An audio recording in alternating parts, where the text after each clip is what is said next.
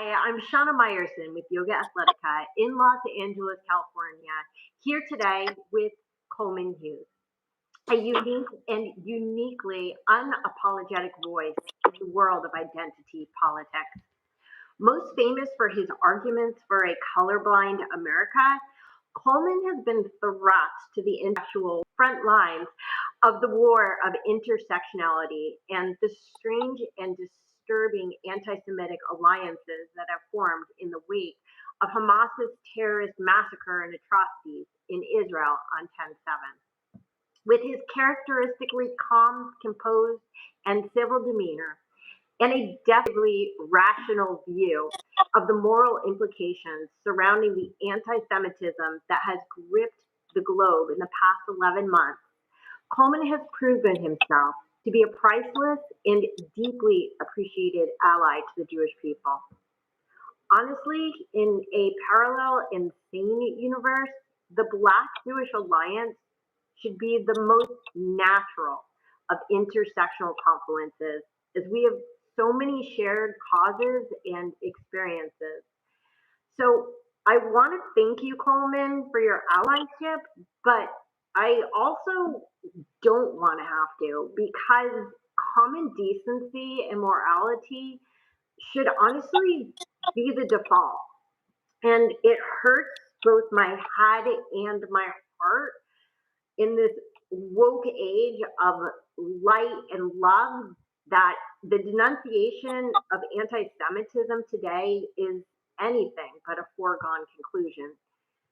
Before we get into our discussion, let me just say that the world will be a far better place when we truly wake up to the realization that we all share the intersectionality of humankind, when we can all judge people by the character of themselves and not by the color of their skin or their religion or their nationality. We are the family of man. That being said, allow me to introduce Coleman Hughes. Coleman is an author, podcaster, and opinion columnist who specializes in issues related to race, public policy, and applied ethics. Coleman's writing has been featured in the New York Times, the Wall Street Journal, National Review, Quillette, City Journal, The Spectator, and the Washington Examiner. He appeared on the Forbes 30 Under 30 list in 2021. In 2019, Hughes testified before the U.S. House Judiciary Subcommittee at a hearing on reparations for slavery. And in 2024, Hughes released his first book, The End of Race Politics, Arguments for a Colorblind America. He has appeared on prominent TV shows and podcasts, including The View, Real Time with Bill Maher, The Joe Rogan Experience, and Making Sense with Sam Harris. Hughes is a columnist at the Free Press and a contributor at CNN. Hughes, it's an incredible Hughes. Coleman, I'm a little bit nervous here. This is an incredible CV. I thank you so much for taking the time to speak with me, and I also have to thank Noam for setting this up. Yeah, no problem. It's great to be here. I saw some of your conversation with Noam, and I'm excited to talk to you. Thank you so much. So before we get into the topic of intersectionality, I was hoping that maybe we could start with the framework that you lay out in your book, The End to Race Politics, on what is race, and can you make that distinction for the audience of what racism, anti-racism, and neo-racism are? To me, neo-racism is sort of what I would have previously considered reverse racism. Is that accurate? Yeah, so I have a section in my book called Racism, Anti-Racism, and Neo-Racism. I define racism the same way as it was defined during the Civil Rights Movement by Martin Luther King, and by the whole group of activists and writers that were working in those days to bring down the walls of white supremacy and Jim Crow, which is, racism is really any attempt in policy. First of all, it's the doctrine of the congenital inferiority of a people. That's exactly how Martin Luther King defined it in his final book. And it's any policy that inscribes discrimination against whole groups of people simply because they are one race. That's the kind of racism I feel I've always been against. And so real anti-racism is therefore its opposite. It is the spirit of the civil rights movement. It is Martin Luther King's famous dictum to treat people by the content of their character rather than the color of their skin. And in public policy, it's the elimination of any law or policy that discriminates on the basis of race. That's what the civil rights movement, what you could call the long civil rights movement, starting just after slavery with people like Wendell Phillips, going through the creation of the NAACP in the early 20th century, all the way up to the civil rights movement we think of in the 50s and 60s. The consistent goal through those 100 years was the elimination of race-based policy, period, in government. The creation of a, quote, colorblind government, which is what Wendell Phillips called it in 1865. That is a government that cannot see and cannot act on these racial distinctions, right? So ultimately, you can never get rid completely of human prejudice, of the prejudice someone holds in their mind or their heart. And we can never perfect human nature, but we can get rid of, racial discrimination in public policy, and we can raise each new generation of kids on the belief I was raised on, namely that a person's race does not matter, certainly should not matter, and the first person making it matter in an interaction is the one making the mistake. Okay. So based on that, I hate to sort of double down on the question of racism, but may I just ask, are the Jews considered to be a race? And if so, is anti-Semitism racism? Because while I actually wholeheartedly agree with your premise and the premise of Martin Luther King and the others, at the same time, of course, there are realities of what is going on in the world today. And just to stack on that a little bit, when you say that racism relies on the congenital inferiority of a particular race, and yet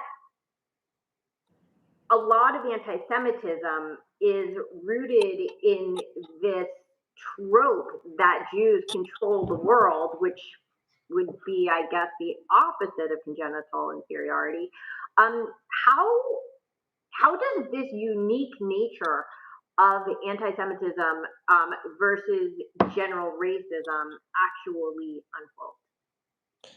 Yeah, it's a good question. So, in my book, I kind of, I think I quote Robert Sapolsky, I quote Susan Fiske, who kind of came up with this concept of different kinds of racism. Um, there is racism directed at people because they're considered to be inferior, and there's racism directed at people because they are considered to be essentially. Sorry, apologize. They're doing construction next door. Because they're considered to be morally inferior, but in terms of capabilities, superior. Right. So the racism against the Jews has, almost everywhere, I think, been a racism directed at a people considered to be morally worse than other humans, but very capable, capable enough to control the world. And you know, it's ridiculous to even entertain it, when Jews can't even control the UN, right? And enough to prevent Israel from being denounced more often than all other countries combined, including the worst countries on earth. Sure. But the kind of brainworm and mental illness of anti-Semitism has always cast Jews as a kind of secret elite cabal, controlling the world. Um, and and so yeah, so that's how I would paint that distinction. It's yeah, the racism against the Jews has been different than racism against Black Americans, against Africans, against indigenous people, in that it's cast them as morally inferior, but powerful. Which I find ironic because go to any university, go to any museum, go to any public place that has a building that has been dedicated and look at the name on the building. Doesn't matter if it's in the inner city or if it's in the urban city or if it's anywhere. Oftentimes it is a Jewish name because um, Jews, I could tell you as a people, we are raised with Tikkun Olam, which is healing the world, and tzedakah, which is charity. And the morally inferior argument lands as ridiculous, bordering on funny for anybody who is either in or deeply familiar with the Jewish community. But that being said, let me go back a minute to what you were talking about, the UN, because you make a very important point about how there are more Security Council resolutions against the Jewish state than all states combined, which is quite surreal. I would like to, for a moment, talk about the concept of Zionism as racism. I'll start by quoting Martin Luther King Jr., who in 1967 said, "When people criticize Zionists, they mean Jews. You're talking anti Semitism." His words, not mine. And as is very famous today in 1974, in this counter American effort to delegitimize really Israel as what's now called the little Satan, in America being the big Satan, the soft underbelly of the Western world. This Arab communist bloc really took over the United Nations and passed this infamous resolution 3379 that Zionism is racism. Now, that was actually, as many people don't seem to know, revoked in 1991 in Resolution 4686. But it's sort of like striking something from the record in court. Once it's been heard, you can't unhear it. In fact, just last week here in Irvine, there were flyers handed out for an anti-Israel rally that literally the slogan was Zionism is racism. I mean, it was like straight out of 1974, and as if that concept were never overturned. Just like it's been proven that it was a Iran jihadi missile that hit the parking lot of the Al Ahil Arab hospital, but today there are still millions of people online insisting that it wasn't just the parking lot, but that Israelis bombed the actual hospital. So truth means very little, and bias means a lot.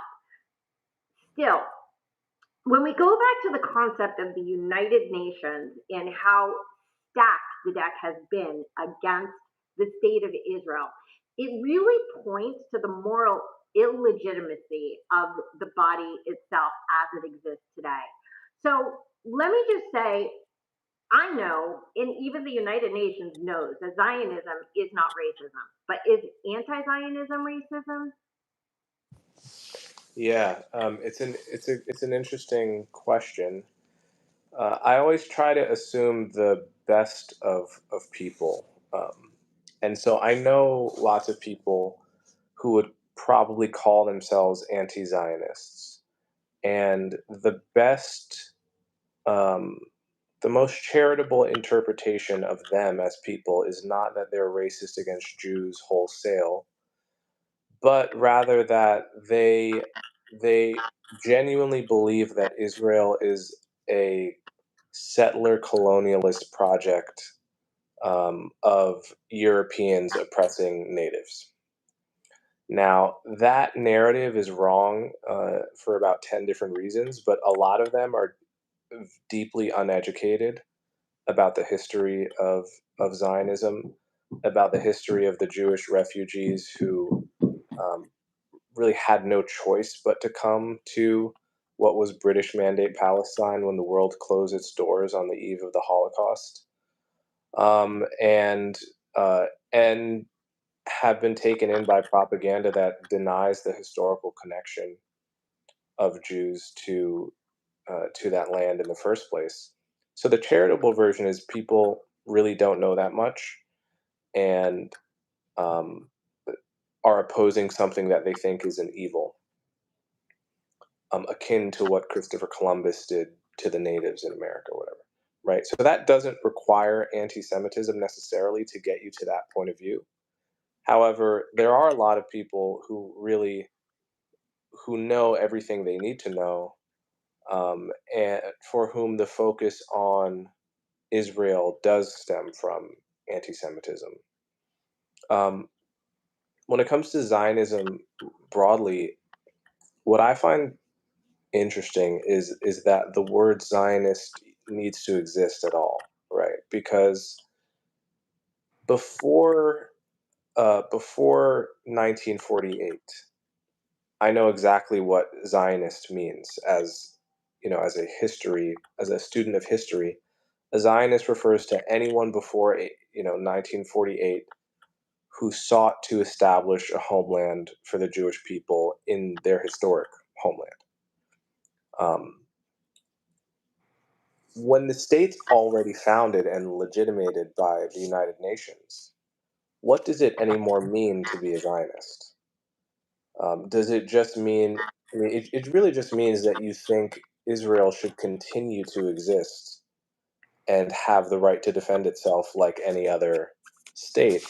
But there's no word for that, right? Like, there's no word for an American that thinks America should keep existing or an Australian that thinks Australia should keep existing because there doesn't really have to be. There's no one who is continually attacking the continued existence of a UN member state except for Israel.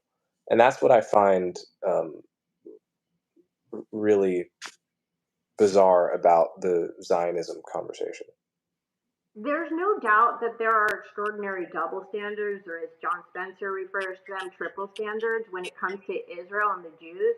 But it's true that the only reason that the concept of Zionism persists to this day, and we were all woken up to this on October 7th, is because A, there are millions of people, if not billions of people on earth today, who literally question the legitimacy of the Jewish state.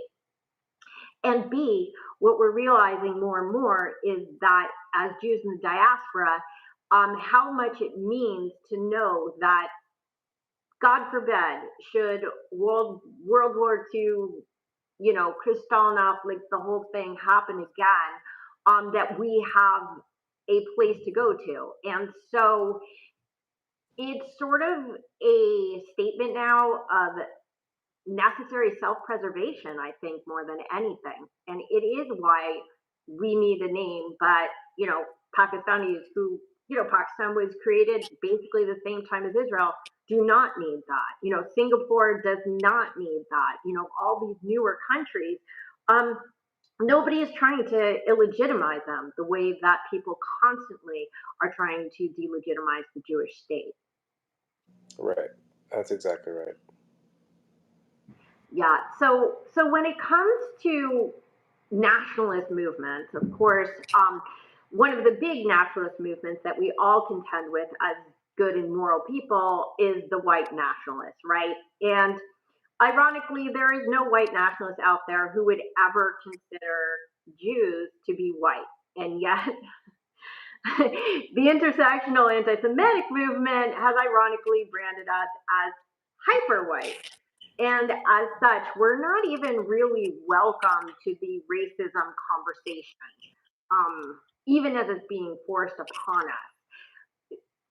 I think that what is necessary, but again, also sad, is the way that the Jewish people have been all too eager to point out how colorful we actually are as a nation.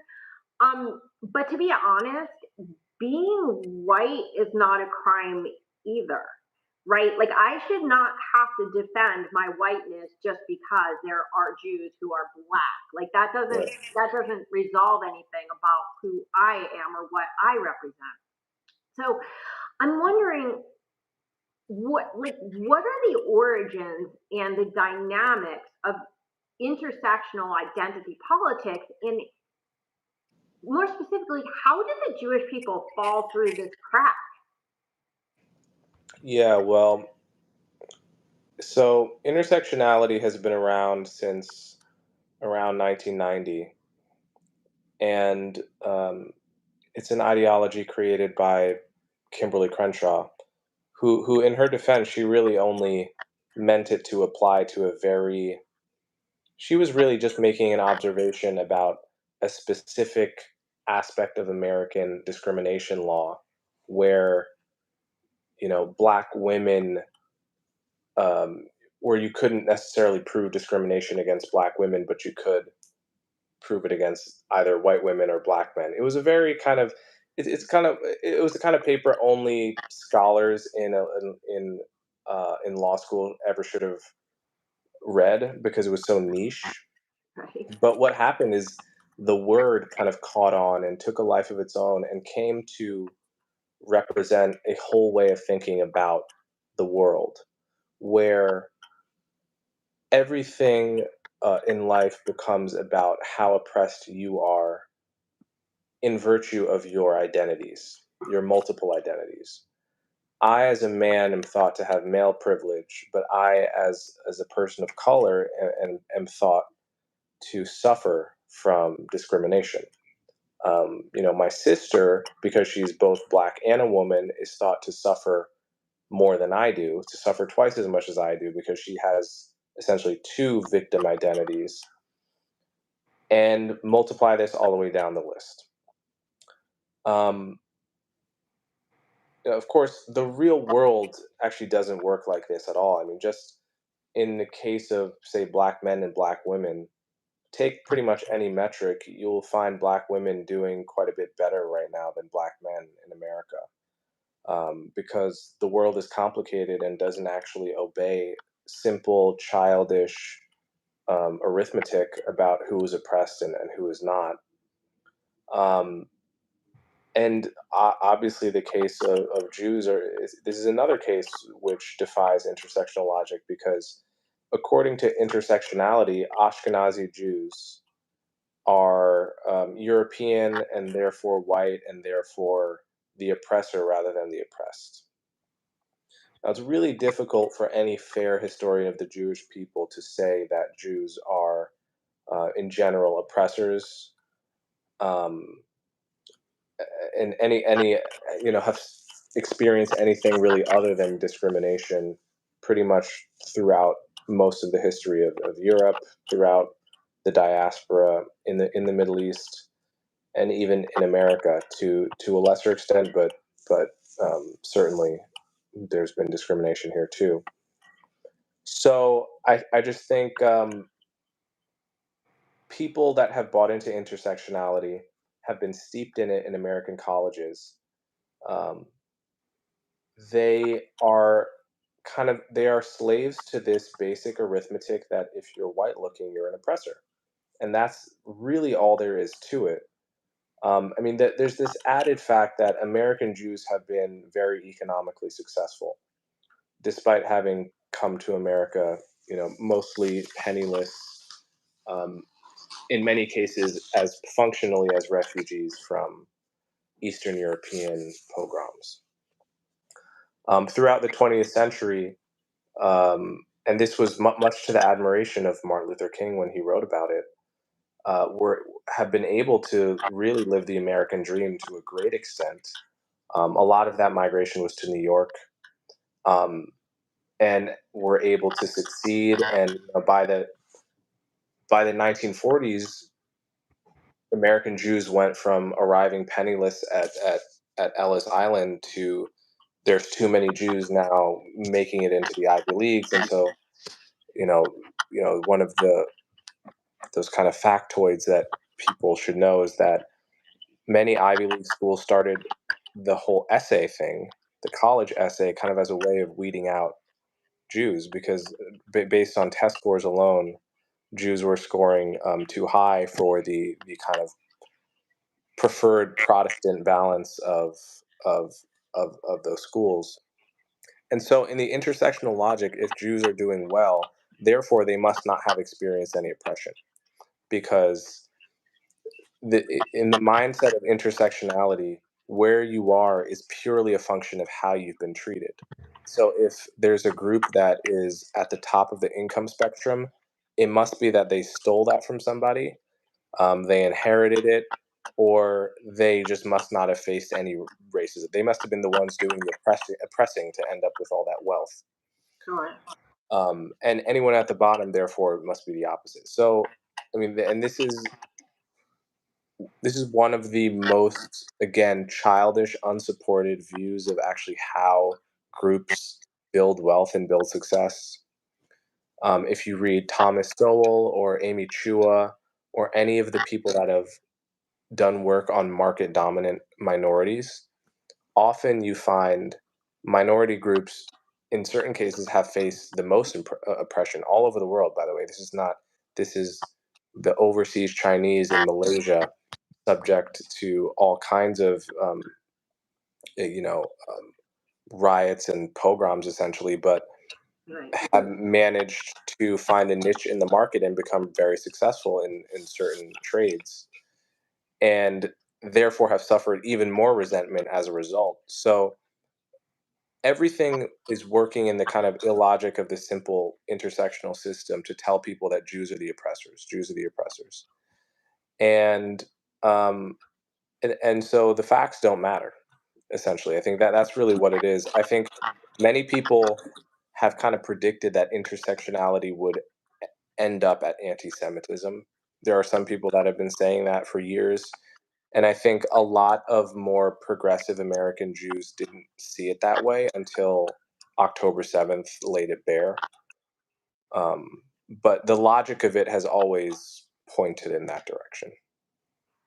It's interesting because the truth is, I think I speak for all Jews when I say that we're really not that interested in the oppression Olympics. Like, as the Jewish people, our sort of claim to fame is our rise from the ashes, not our fall to the ashes. And there are those who would say, oh, well, maybe, like so many people, if there were no Iron Dome, things would be fairer. If just more Jews would die in Israel. Like for 5 minutes, the Jews of Israel actually did get a little bit of sympathy from the world after 10/7, but then comes the military might, and all of a sudden, Israel defending itself becomes the oppressor once again. And it's this endless cycle of this inverted world where strength is our biggest weakness. Mhm.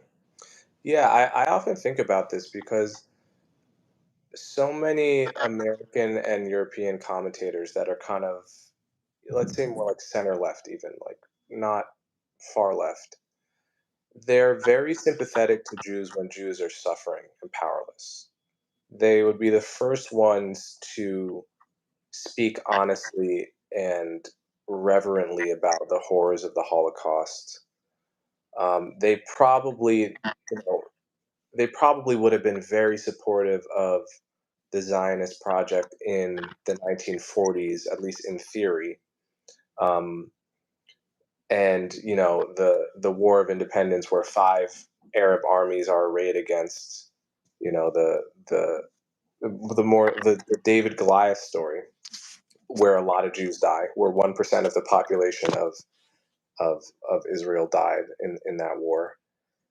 they're sympathetic to that version of the Jewish people and Israel. They're less sympathetic to the version that successfully prevents its people dying. In other words, when and obviously, Israel has invested an enormous amount of capital in defending its own people, probably more than any modern state, in terms of the regulations around building houses that have to have bomb shelters, the Iron Dome, of course, just the practices of how often, if you live, how often you have to run to the bomb shelters and so forth, and how kids are raised to understand exactly how to survive. It's a culture that has been enormously successful at surviving, out of necessity. But the result of that is that, well, Israel survives. And that when they have an exchange with someone like Hamas that invests zero in its people surviving, because despite having billions of dollars at its disposal over the years, has not built a single bomb shelter, not even one. Right, and Instead, that they actually not just don't vest themselves in protecting their citizens, they actually vest themselves in getting their own citizens killed by using them as human shields. yeah, that's right. So the obvious result of that is that when Hamas starts a war against Israel, lots of Palestinians are going to die, but very few Israelis are going to die.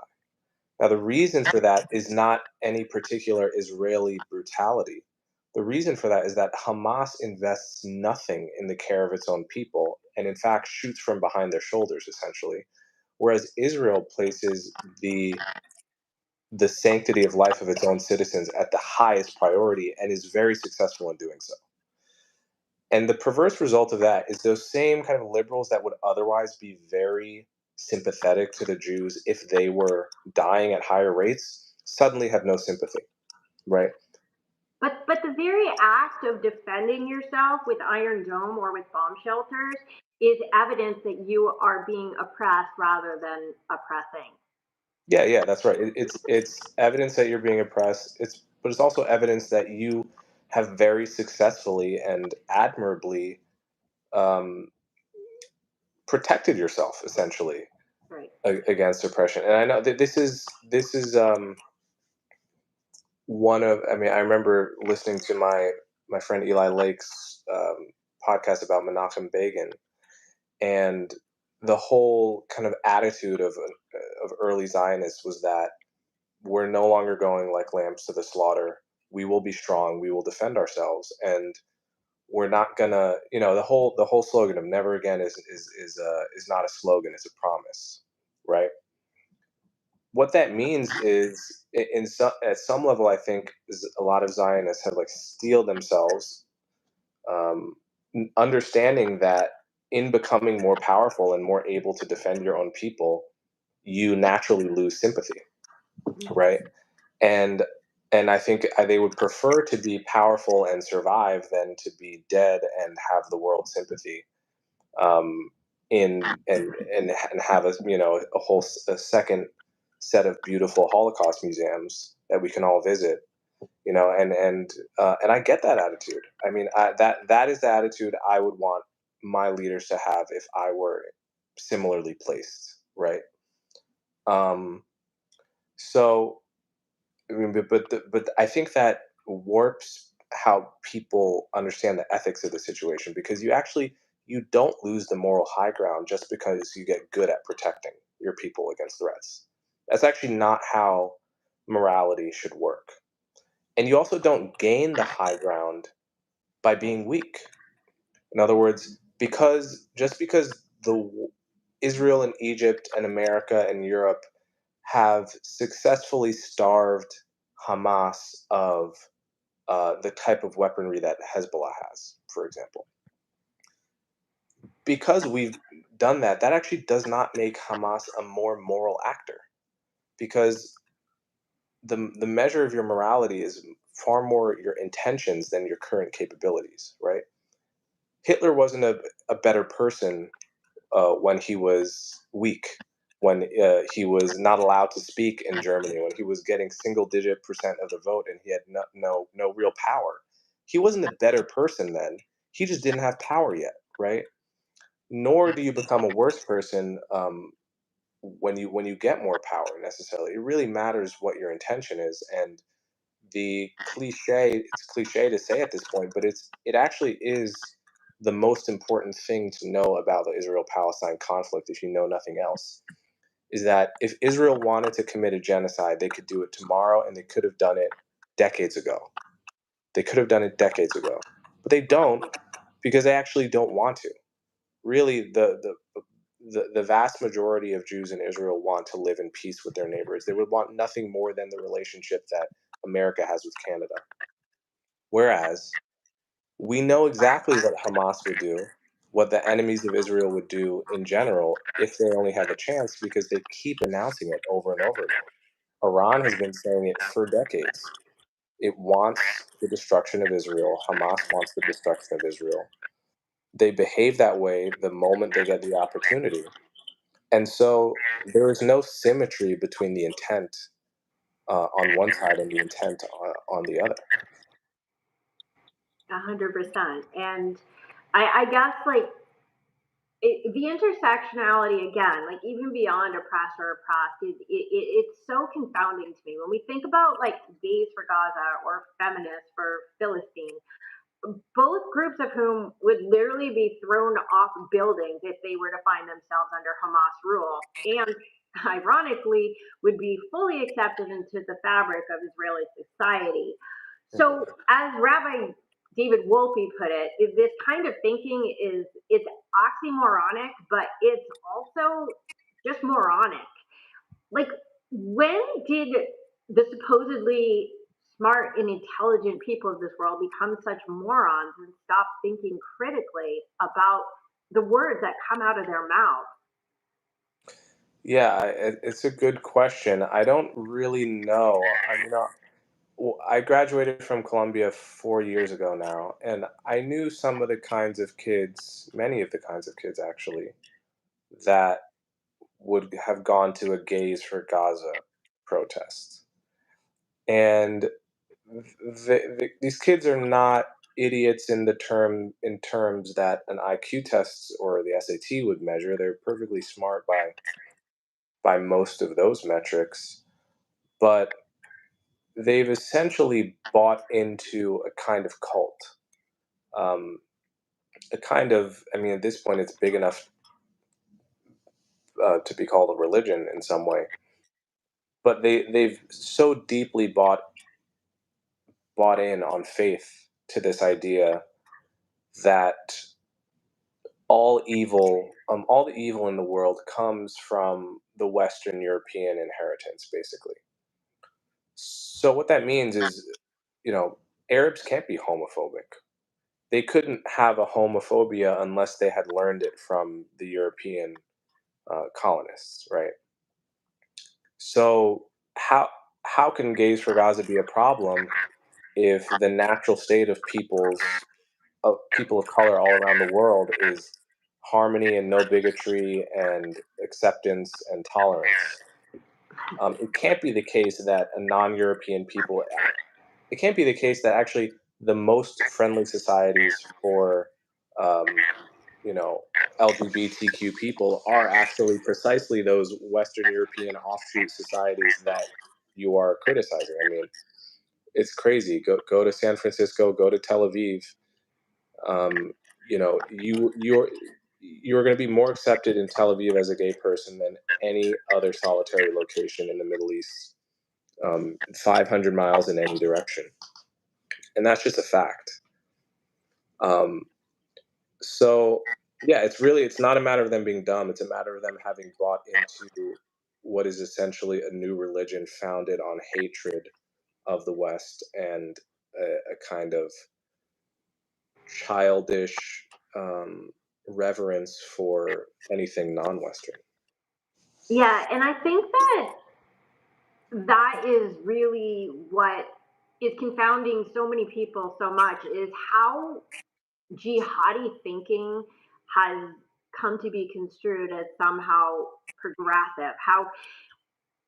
I mean, I'm much older than you are. I'm double your age. I'm 53 years old. But growing up, like I always considered myself progressive, and what that meant was, yes, I did believe in a colorblind society. I did believe in equal rights for all. I did believe and still believe in all of these things. But there's nothing that like progressive Shauna of the past would have looked at seeing, angry mobs rioting at Columbia University, destroying Hamilton Hall, threatening Jewish students, and said, oh, yeah, no, that's the team that I think conforms to the morals and beliefs that I was brought to believe in my religion of kindness. Like everything that I'm seeing is the absolute antithesis of everything that I, as a progressive as the 80s and 90s, was taught to honor and respect. How does this jihadi rage find its intersectionality with the peace, love, and happiness hippies or neo hippies of the new age? Yeah, that's another good question.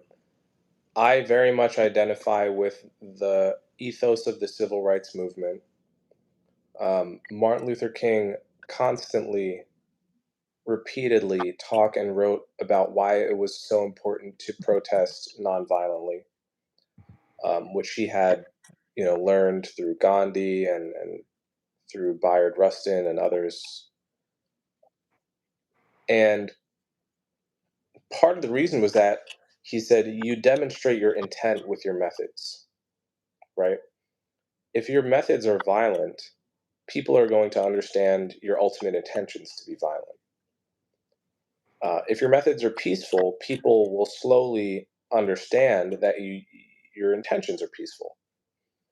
So, if your intent is to convince Americans, Israeli, and the world that the Palestinian project and desire is for a true peace, why are you busting in the windows of Grand Central Station in New York? Because you're showing me that your main MO is violent just by how you're holding a protest in the middle of Manhattan.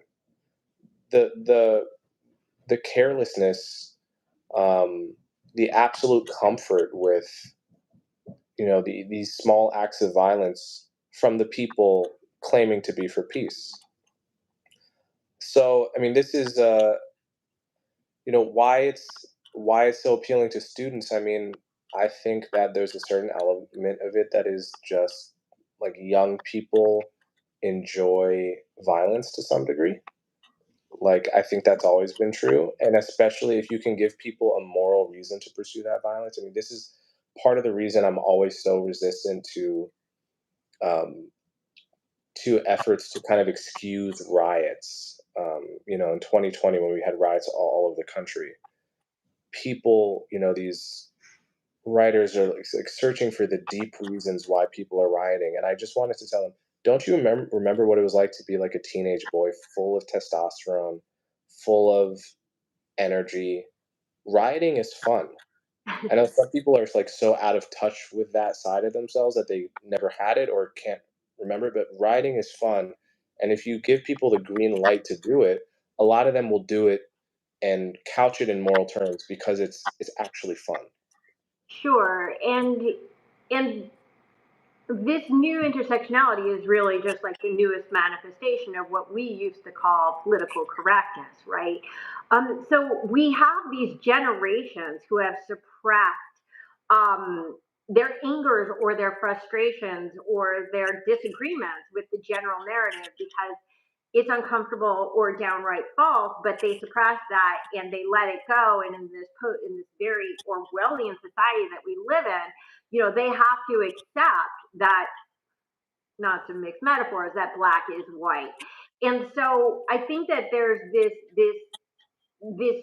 hidden rage behind this uber acceptance that it's like, oh well, we have to accept everything for everyone for everything that they are, and then yeah, like here's an outlet that you can use, and they're like, oh my goodness, an outlet, right? And in running to it just for the chance to have that moment of retribution against the system, I guess.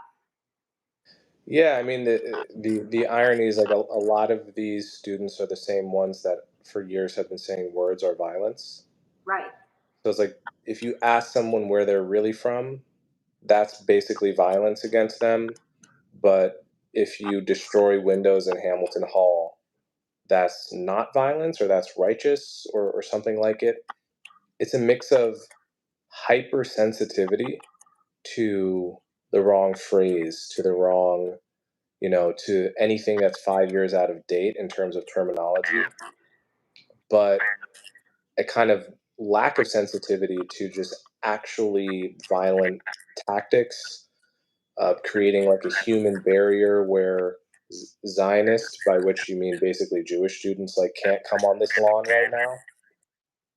So all of this is to say it's again kind of a new religion, a new cult with a new set of norms, a new set of taboos that look very strange to a typical American, I would say, of either party, but um, has outsized influence in all of the meaning-making institutions in the country, from journalism to colleges. So I guess to me, a lot of this begs the question, is today's intersectionality based on finding a common cause, or is it about finding a common enemy? I found this very interesting or bizarre story. I think it was last week. These days, a week feels like a year, so I'm not sure. I think it was last week, where the Black Student Union at the University of Michigan left the pro-Hamas Tahrir coalition because they felt it was anti-Black, and yet they, the BSU, the Black Student Union, continues to be anti-Zionist, anti-Israel, and anti-Semitic. The hypocrisy is quite astounding to say we're leaving your group because you're hateful, and we want to be hateful too, but we just don't want to be hateful with you at this time. Kind of a weird breakup. Like it's not you, it's me. Kind of the- well, I think there's one of the least commented upon aspects of this, the whole silliness, is that if we're talking about anti-Black racism, there's quite a bit of it in the Arab world, in the Muslim world. I mean, it wasn't but 5 or 6 years ago, I think the BBC ran a piece. A few years before that, the New York Times ran a piece about how in the Muslim world, in the Arab Muslim world, Black people are still referred to as abed, which means slave. And of course, you know, over 10 million African slaves were taken to the Arab world. It's just populations didn't survive as they did in the West, and so there are very few um, left as a legacy. I don't see them very much. Um, which is to say, you'll probably find no more open racism, no places that are more openly racist towards people of African descent um, than in the Middle East. Oh, I lost you for a second, but you're back. Am I back? Because mine is frozen. Yeah, you're back. I can Oh, hear you. I can hear you fine, but your picture's frozen. okay. I don't know what's going on. Sorry, I've been having a lot of troubles with my YouTube live. That's okay. I guess people will just have to imagine. Your Uh, face is frozen in a good position, though. okay, I went black. I'm gone. So okay, well, keep going, please, as long as you Yeah. can see me. So I actually think I think it was a BBC, or it was actually Associated Press article a few years ago that said in Jerusalem, there's a small neighborhood that has a few Africans or people of African descent who have lived there for some time. One of the few kind of probably legacies of slavery that still that are there, and the Palestinians refer to the neighborhood as the slaves' corner. So this is not, you know, Palestinian, much less Arab culture is hardly a bastion of good feeling towards Africans or people of African descent. By contrast, again, you're probably not going to find a place more tolerant um, of Black people than Israel. Which is not to say there's no racism, right? There's racism everywhere, including in Israel. But I think you will find probably a lot more liberal feeling towards racism against Black people in Israel than you're going to find almost anywhere in the Middle East. I mean, people should look into the fact that um, Israelis basically rescued thousands and thousands of Ethiopian Jews and brought them into Israel and made them citizens, which is not exactly the mark of a fundamentally racist culture against Black people. Though, again, there's going to be discrimination everywhere you go in the world to one extent or another. But yeah, I mean, this is just part of the whole backwards morality of the situation. Um, and the notion that Arabs or Middle Easterners in general must not have a racist or bigoted culture because they're non-Western, essentially. Okay, now I can't hear you, but I can see you. Can you hear me now? Yes, I can. Sorry, Cool. I don't know what happened there. Um, yes, thank you for all that. Sorry, I'm a little flummoxed now because my camera went out.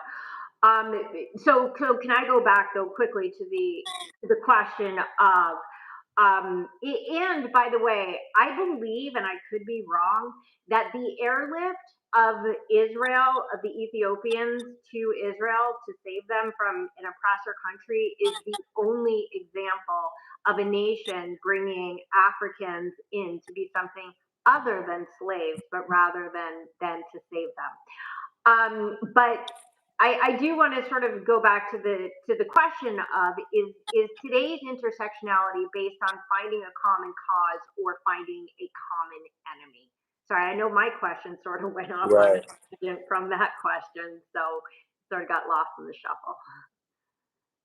Well, I would say it's certainly based on finding a common enemy, which is the avatar of the kind of straight white man, essentially. That's the avatar of the evil figure in intersectionality, and the closer you get to that, the more evil you are. So, a straight white woman is still evil, but not maybe quite as evil. Any country that seems to embody the avatar of straightness and whiteness, a country where, for example, all of our presidents except for one have been, at the very least, white men. Probably most of them straight, but not all. um, that makes you evil. So, I mean that's really the only that's pretty much all there is to the intersectional project. In that sense, it's not like Marxism, communism had this dream of creating a communist utopia that would look a certain way, and so forth. And it was a naive and destructive project, but it had a kind of utopia it was searching for. I mean, in theory, you can hear intersectional folks talk about this kind of utopia that's free of racism, free of oppression, an abolitionist culture without prisons, without police. So in that sense, it does have that quasi Marxist, you know, goal, that utopia that recedes every time you grasp for it and never seems to actually exist. And anytime they create, if you like when they try to create in Seattle the Cash Chop Zone free of cops, within a week it descends into an absolute nightmare hellscape which is worse than the thing it was replacing. But in practice, intersectionality is mostly a destructive thing, not a creative thing. And it seeks to tear down the legacy of anything that reeks of kind of whiteness or maleness. And so yeah, I mean that's the only thing that really unites a politically black student group on campus with a pro-Hamas student group, is that they perceive themselves to have the same enemy, which is, whiteness. Right. Um, Coleman, because we only have a few minutes until we hit the hour mark, I have to ask you because I always have 110,000 questions lined up. In respect of your time, do you need to go, or are you okay continuing this conversation? Oh yeah, I have to go at the hour. Okay. Okay. So let me just ask one more question then. So you write for the Free Press, which was famously created by Barry Weiss, who left the New York Times due to the extreme anti-Israel and even anti-Semitic bias there. I contrast that with the decision of Bret Stephens to actually join the editorial board of the New York Times, where he gets to have a voice in an otherwise hostile narrative. You straddle both worlds. You have a strong presence in both the mass and independent media. Which do you think is more effective? Speaking in the echo chamber and just giving people the information and the arguments that they need in a world of difficult conversations, or speaking to the masses and hoping to get through? I think if you're really good at speaking to the masses on mainstream channels, that might be even the higher value thing to do. I mean, like what Douglas Murray has been doing when he hears Morgan or when he debates Mehdi Hassan, it's a real public service to be able to do that. Um, but look, it's all important. I think it all matters. It's obviously much more difficult to get the truth across in channels that are hostile to it. You're more likely to get cut off. You're more likely to not get invited in the first place. You're likely to get edited unfavorably, and so forth. So I get why it's not done as often, but I think it definitely needs to be done. We have a huge problem with echo chambers, and people only consuming the news that their algorithm gives them and believing they're informed. And so, as much as the kind of free press friendly writing and conversations can be brought to a place like CNN, I think that's all to the good. Thank you. May I just ask, where do you see as the hope for a colorblind future, or a future that at least doesn't rely on racism as a cornerstone of its being? The hope I always believe in lies in the fact that uh, each new generation of children is born by default with the right attitude about race. That's one of the great things about children. They're not perfect. They often have inborn flaws that they need to be taught out of. For instance, a lot of children need to be taught to share. They don't necessarily come out the bat sharing, right? But kids really are born with an attitude of not caring about the color of a person's skin or their perceived ethnic background. Kids are obviously they're curious that human beings come in different shades, but they don't ascribe any deeper meaning to that unless you teach them to. So each new generation of kids is an opportunity to win the fight again against racial essentialism, against racism, against anti-Semitism. Um, and so the fight is never lost in the way that certain other fights can be lost. And I think that's my source for hope. And I hope that our education system steps up to fill that.